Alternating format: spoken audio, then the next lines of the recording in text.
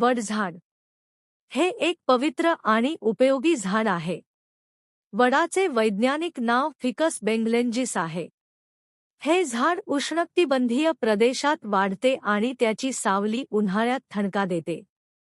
वड झाडाचे अनेक फायदे आहेत. पवित्र वड झाड हिंदू धर्मात पवित्र मानले जाते. सावली वड झाडाची सावली उन्हाळ्यात थंडका देते. वातावरण शुद्धीकरण वड झाड वातावरणातील प्रदूषण कमी करण्यास मदत करते.